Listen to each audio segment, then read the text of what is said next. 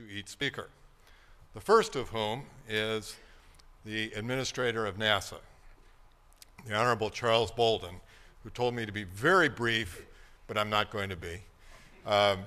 He said all he wanted in his introduction was that he was married to Jackie and had 3 grandchildren. He's a graduate of the United States Naval Academy, was commissioned a second lieutenant in the Marine Corps, completed his flight training in 1970 and became a naval aviator. He flew more than 100 combat missions in North and South Vietnam, Laos, and Cambodia, and received the Distinguished Flying Cross. He then transitioned to become a test pilot where he tested a variety of ground attack aircraft until his selection as an astronaut candidate in 1980. Becoming an astronaut, he traveled to orbit 4 times aboard the Space Shuttle between 1986 and 1994, commanding 2 of the missions.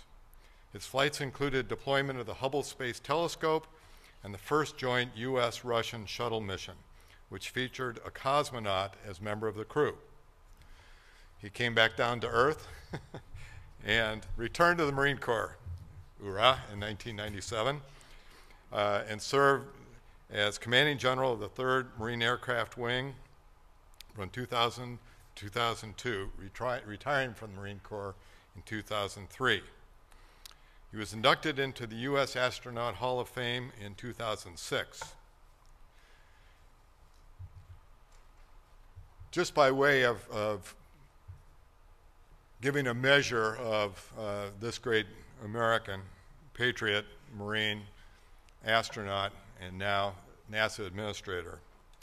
Then U.S. Representative, now Florida Senator Bill Nelson, was aboard the 1986 shuttle flight. Nelson is now the chairman of the Senate Subcommittee on Space, and he said, "I trusted Charlie with my life and would do so again." Miles O'Brien, a former CNN space correspondent, wrote, "Bolden happens to be a great guy who doesn't just have the right stuff, he knows his stuff." So it's my pleasure to introduce our next speaker, the Honorable Charlie Panther Bolden. Hoorah.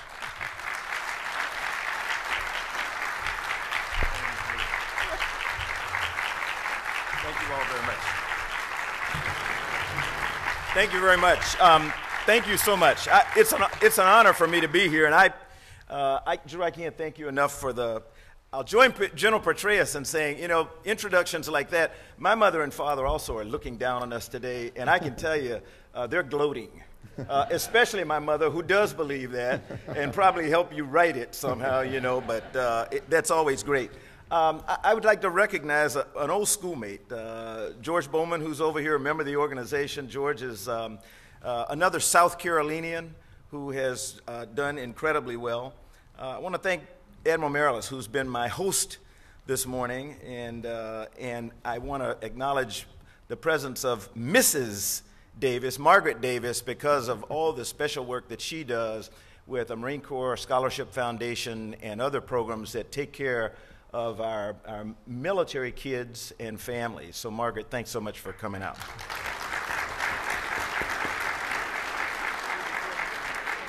I do have to say, it's an honor for me to share the podium this morning with such distinguished company as General Petraeus and Mr. O'Hanlon. And I feel somewhat out of place, but hopefully by the time I finish making my remarks, you'll understand why I think it is appropriate that I be here, because people don't think of national security when you hear the term NASA. But hopefully in my brief remarks, I'll have an opportunity to help you understand the critical role that we do play. When I embarked on my military career, and I hate to say it, but nearly 50 years ago, that sounds like a long time. But it's not, you know, it really isn't. Not in today's life. That is just a brief period of time. But as a young kid, a snotty-nosed kid, fresh out of high school, C.A. Johnson High School in Columbia, South Carolina, I had no idea where my path would lead me. In fact, if I were to grade myself on achievement of goals established by myself for me when I graduated from high school, I tell kids all the time I'd get an F. Because I have done nothing that I planned to do when I graduated from C.A. Johnson High School other than go to the United States Naval Academy. That was something that I dedicated myself to from 7th grade on, and I struggled to get there, but I finally got there. And then as I left high school, as I left South Carolina, I said, okay, there are two things I know, and they were both negatives. There were two things I knew I would not do. I would not fly airplanes because that was inherently dangerous, and under no circumstances, because the Marine Corps' purpose is to produce career officers for the Navy and the Marine Corps.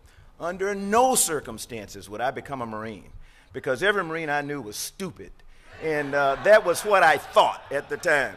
So I was going to go through the Naval Academy, serve my mandatory 5 years in the Navy, probably sail on a ship or something, get out, go back to graduate school, earn a master's degree in electrical engineering, and make money.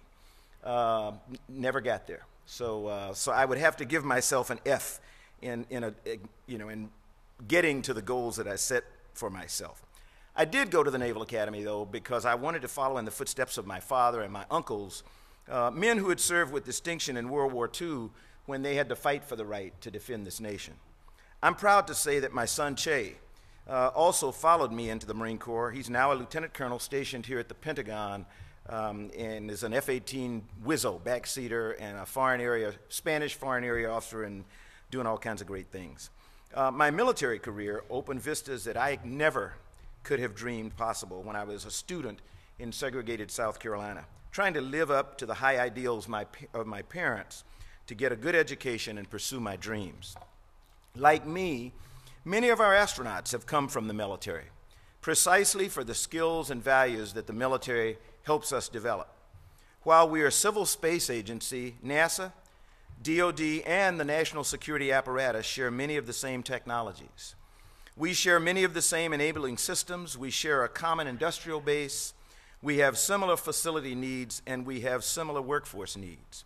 We have many differences too, but the key to cooperation is to work together to overcome challenges and focus on activities that benefit both organizations. And I will say, if you go through the ranks of our NASA employees, many of them are your fellow reservists, and many of them have had to leave the workforce for periods of time up to a year to go serve in Iraq, Afghanistan, and other places around the country.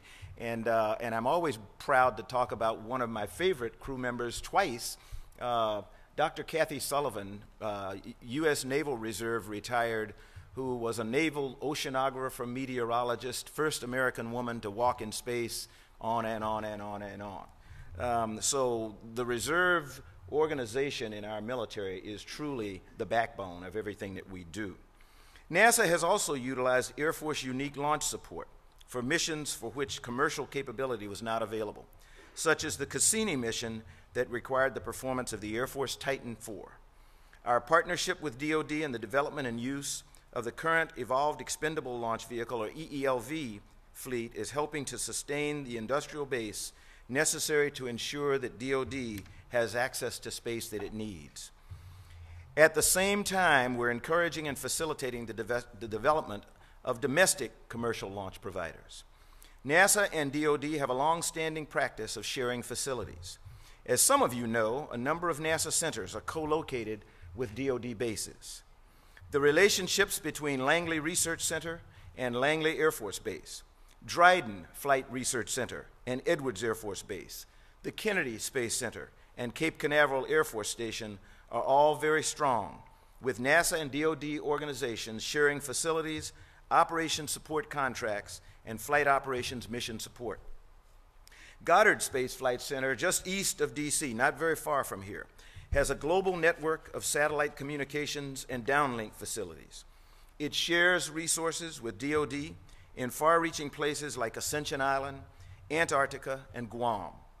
Goddard also operates a joint center for the development and validation of space weather, models and instruments in cooperation with the Air Force and others. We recognize that space weather information is vital to the military commanders and space scientists for planning and anomaly resolution. Finally, the Goldstone Deep Space Network has a downlink site at the National Training Center at Fort Irwin, California. As most of you know, we recently retired our flagship program, the Space Shuttle, after 30 spectacular years of flight and 135 missions. That's more flights by far than any other human space flight program. Through its triumphs and tragedies, it gave our nation many firsts and many proud moments. The Defense Department flew 11 dedicated missions on the Space Shuttle. The first was STS-4 in June 1982, and the last was STS-53 in December 1992. NASA is also proud to have provided space access to about 270 secondary DoD payloads, most on the shuttle middeck or in the cargo bay. The shuttle also launched communication satellites that helped make the whole world more secure and helped establish a deep space communications network. Satisfying the increased reliance on today's high bandwidth systems with space-based communications continues to be a DoD priority, and these same systems fulfill a critical need of communications role in the International Space Station program. Future investment in communications is a priority for both DoD and NASA. The technological advances promised by optical and laser communication systems show great potential. NASA and DoD are collaborating to field new capabilities as quickly as possible to meet the needs of both agencies. With respect to the shuttle, it was time for us to get out of the business of owning the infrastructure to reach low Earth orbit, when industry was rapidly developing the capabilities to do just that. As we hand access to LEO off to industry, NASA can now focus on the bigger picture horizon and do those things that no one else can do right now.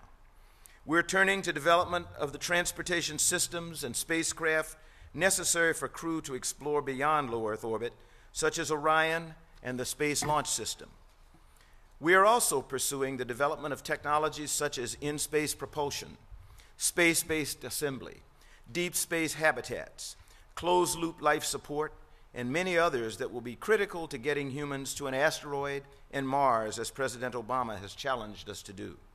Right now, it is true that we are dependent on the Russians to get our crews to the International Space Station, but our industry partners are meeting milestones and making steady progress toward getting crews and cargo to space, so that we only have to rely on this foreign outsourcing for as short a period of time as possible. When the decision was made to retire the shuttle back in 2004, we always knew there would be a gap in our spaceflight capability. In a few months, however, SpaceX and Orbital Sciences will launch their Dragon and Cygnus capsules, respectively, to berth with the International Space Station, something that's being done on a commercial basis for the very first time. This follows the successful launch, orbit, and intact recovery of a SpaceX Dragon capsule at the end of 2010. I've also seen Sierra Nevada's Dream Chaser vehicle in Boulder, Colorado. I've seen Blue Origin in Washington, their launch abort system, and the New Shepard vehicle that will fly experiments into suborbital space.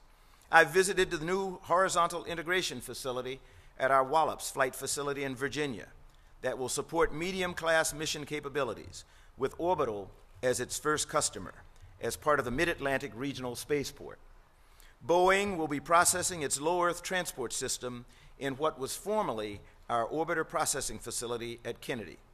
I visited Lockheed Martin in Denver and seen firsthand their work on Orion, our crew module for deep space exploration. So yes, it all feels very real to me, and more commercial companies developing viable options to low Earth orbit makes us more secure as a nation.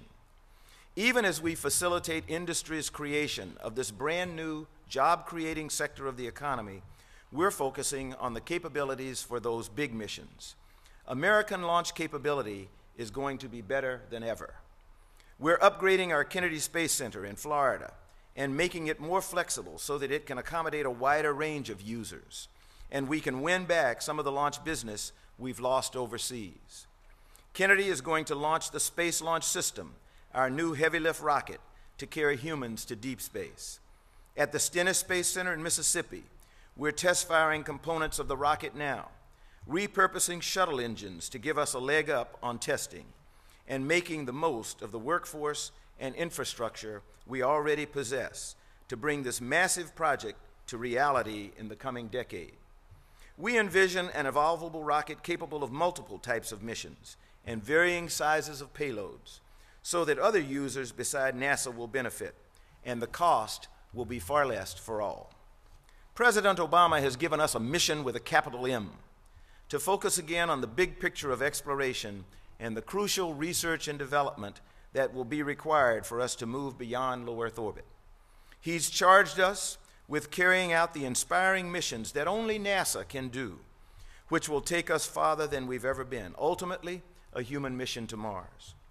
Ever since we got our roadmap forward in the form of the NASA Authorization Act of 2010, we've been moving toward the missions of tomorrow and the capabilities we'll need to visit new places, launch cutting-edge science missions, and help develop the next generation of aviation systems from which we'll all benefit.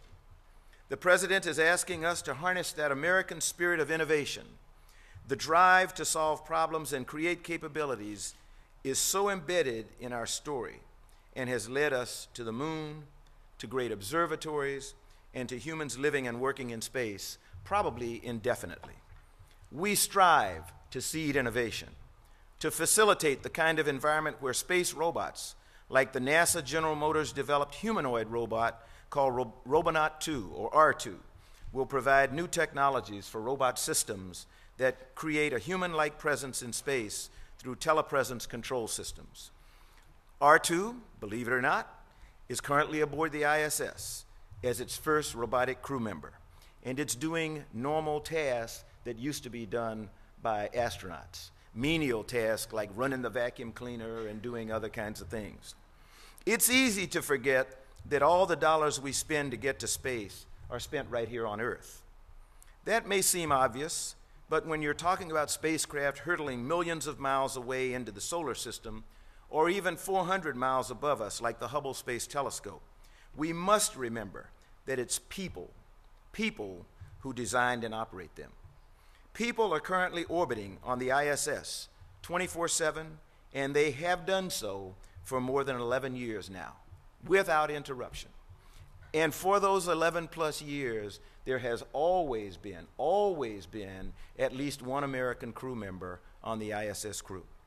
Many of the technologies we develop to explore have big impact to quality of life across the globe. One of the most tangible ways we impact people's lives on a daily basis is in aeronautics, the first A, the big A in NASA. NASA continues to lay the foundation for the future of flight by exploring new ways to manage air traffic, build more fuel-efficient and environmentally friendly airliners, and ensure aviation's outstanding safety record.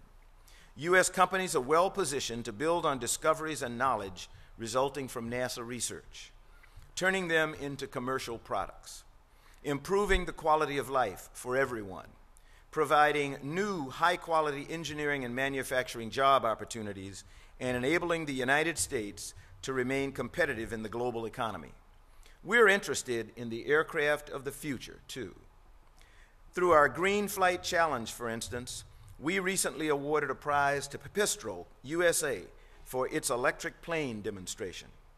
NASA has supported development of the Next Generation Air Transportation System, or NextGen, in partnership with DoD, Homeland Security, and the Federal Aviation Administration, or FAA, through the Joint Planning and Development Office, or JPDO.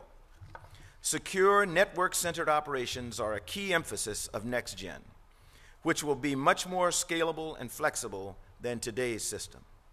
This means improved and increased network communications among the various peoples and machines, aircraft and computers involved in the air transportation system. Autonomy will also play a much greater role in NextGen, especially the use of unmanned aircraft systems, or UAS. There's an increasing need to fly UAS in the National Airspace System, to perform missions of vital importance to national security and defense, emergency management and science, and to enable commercial applications. NASA is working with these same partners, DoD, DHS, and FAA, to iron out operational issues for easier access today of UAS to the airspace for public use missions. For the longer term, we're evaluating key technologies and concepts needed to integrate UAS in civil airspace, and generating data for regulators to support development of stringent UAS airworthiness certification standards. We just completed development with other JPDO members of a national UAS research, development, and demonstration roadmap for UAS access to our national airspace. This roadmap highlighted the joint partnerships, ongoing activities, and coordination, and is helping to set the course for needed future investments across the community. The longer-term research will further enable the DoD and DHS to operate UAS in national airspace for national security missions and enhance the technology available in the marketplace. Another significant way that NASA contributes to national security is through its partnership with the Defense Department and other space agencies around the world to track orbital debris and monitor space weather, such as solar flares.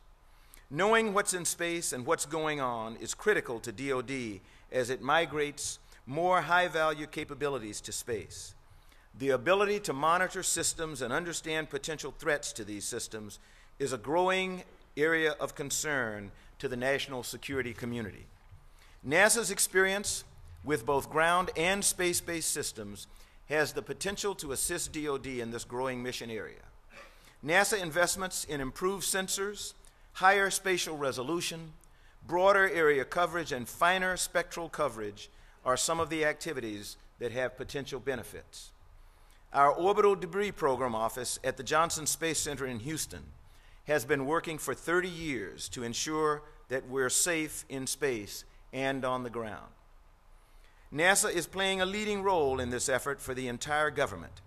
The U.S. Strategic Command tracks about 22,000 major pieces of space debris and updates their status every 8 hours in relation to the International Space Station. But NASA is aware of more than 1 million smaller pieces of debris. Some of these articles only we can see with our telescopes and other monitoring equipment, and only we can characterize their environment and potential impacts.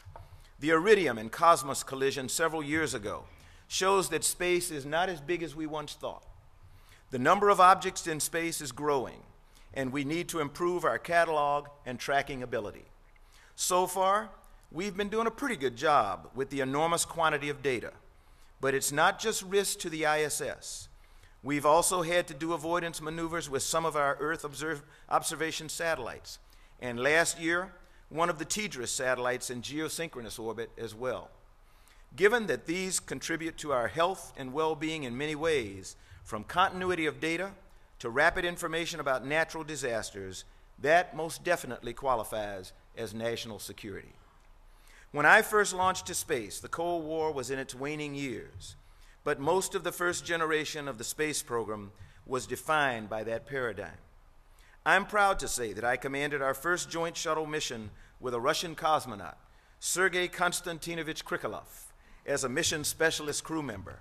That mission, STS-60, stands among many milestones in space diplomacy and was a precursor to perhaps the crowning achievement of international cooperation of all time, the construction and operation of the International Space Station by 16 nations, demonstrating the potential for space to unite us as a world, something more important today than ever.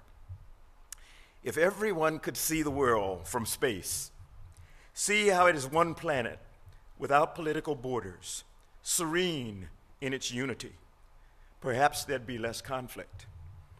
While we're working on greater access to space, we're pursuing a path of big missions and big projects that demand cooperation across our own government agencies here at home and among nations. Because any missions to Mars or similar venture is going to take the expertise, the passion, and the resources of more than one nation. I'm the eternal optimist, but I'm also a realist. We need to remain the leader in space exploration, and the capabilities we're developing for those bigger missions, the commercial access to space, all of this will only strengthen our position as the world's space exploration leader. Any security without growth and jobs is tenuous. As President Obama said in the State of the Union address, we're going to have to create an America built to last. There's no doubt that NASA creates good jobs, helps inspire the next generation of science and technology leaders, and gives students hands-on access to missions, spacecraft, and robotic design and many other experiences they can't get anywhere else. We've also placed a high priority on hiring veterans when they return from service. NASA is a natural fit for them. They've been flying vehicles, controlling UAVs, managing and repairing satellites, and analyzing data already. They know a lot about our nation's security needs, and we'll need their skills to help us reach new heights in the decades to come. We want them to translate what they've already done on the front lines of combat and military service to the front lines of creating a bright future for our nation's space program. The technological benefits from an expansive 21st century exploration program will be considerable, but that exploration program also has a human face. It's all of you here today, as well as the brave men and women who have sacrificed their lives to expand human potential. It's those who currently dedicate their lives and their passions to keeping us safe and make life better through space. They're the new astronaut class we just graduated this past November, who will be the first to climb aboard those commercial rockets and perhaps the first to set foot on Mars. They're my granddaughters and the students to whom I spoke last week at Morgan State University, who are passionate about science, technology, space, and aviation. They want to make the world a better place. It's up to us to pave the way for them and keep their dreams alive. I'm optimistic about their future, and I hope you share my passion and my enthusiasm. Thanks so much for allowing me to be with you, and I hopefully will have time to answer some of your questions. Thank you.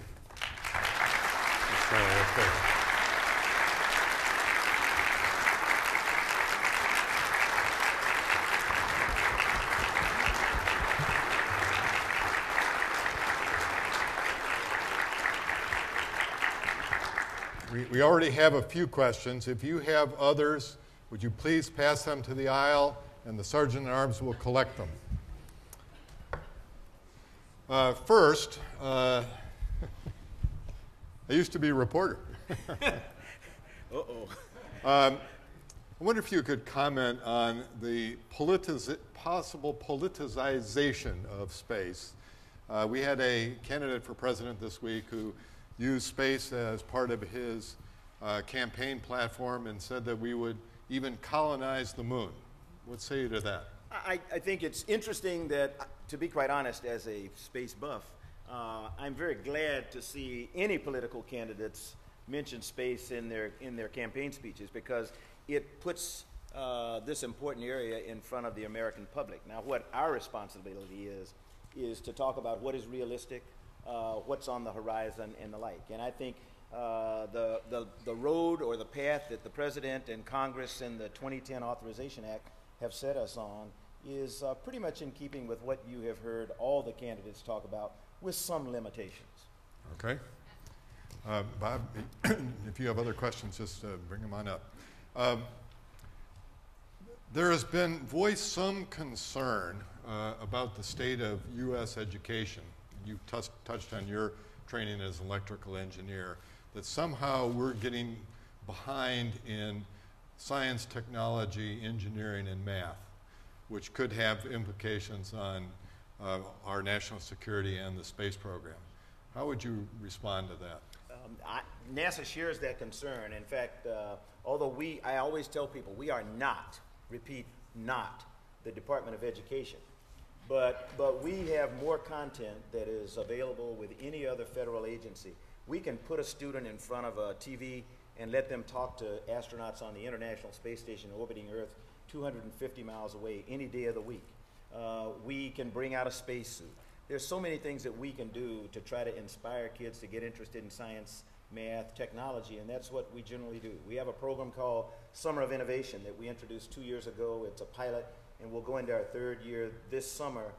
It's focused on middle school students and their teachers, because NASA recognizes that we've got to start somewhere earlier than high school. High school is too late. We'd love to go to elementary school, but we just can't. So we focused on middle school kids and their teachers. What we want to do is have middle school teachers become familiar enough with science and math and engineering that, one, they can tell their students that an engineer is not the first guy in a train. That engineering is a field of endeavor that designs, builds dreams, and makes the future better for all of us.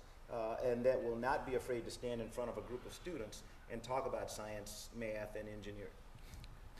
You mentioned in your remarks the reliance of NASA and our space program on innovation and development in the private industrial sector.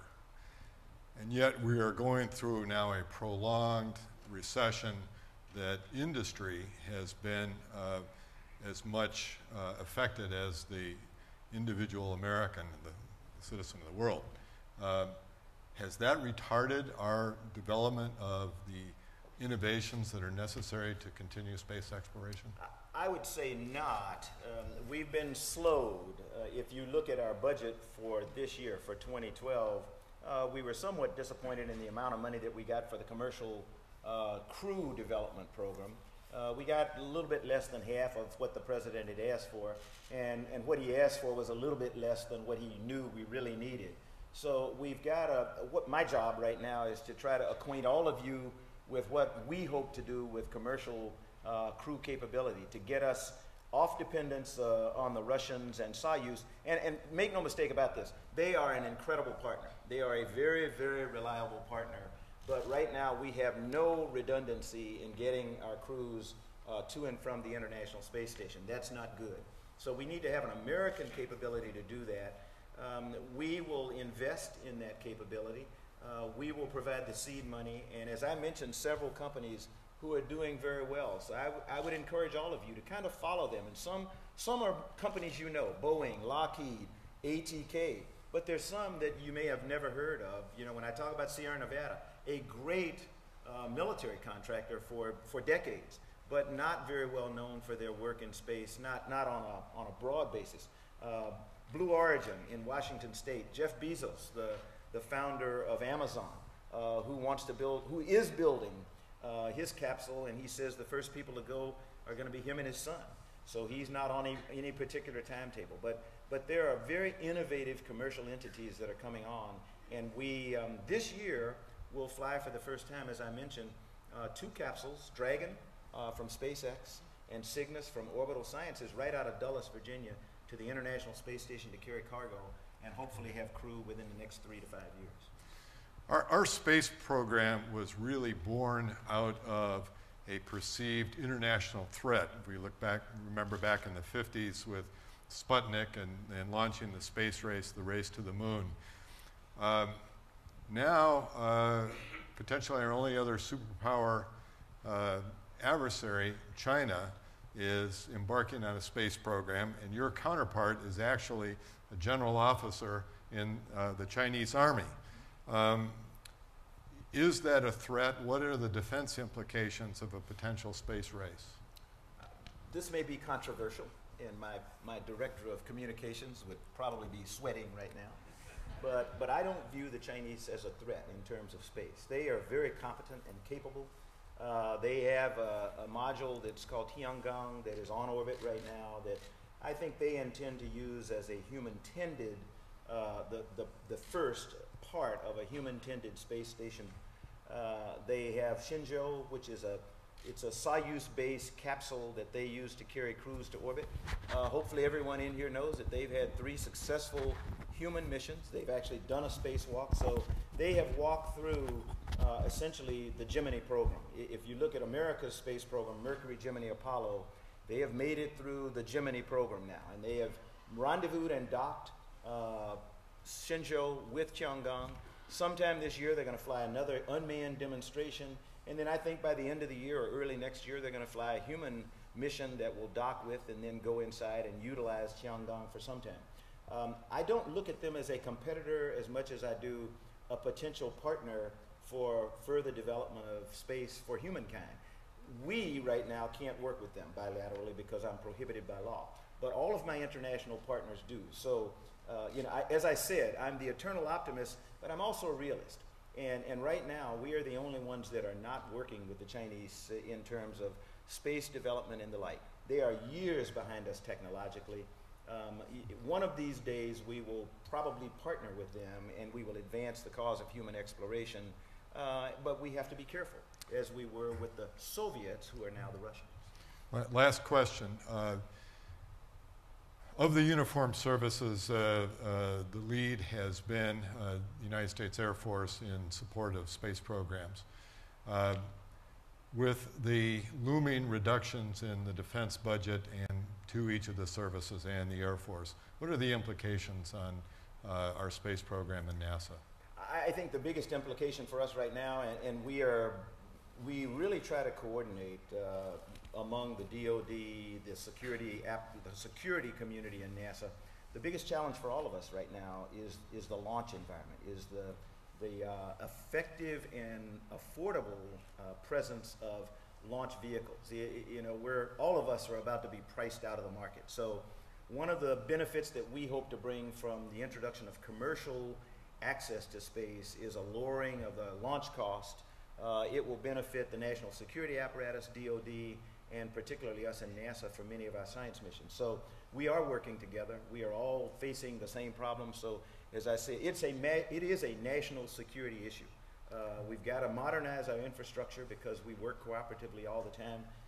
The Admiral and I were talking about the work down at the Kennedy Space Center. There is no place better than Vandenberg Air Force Base and the Kennedy Space Center / Cape Canaveral to see where DoD and NASA work hand in hand in launching each other's spacecraft, and that is national security. So I'm encouraged, but we do have to work on our launch infrastructure. Well, thank you very much. We have two presentos for you.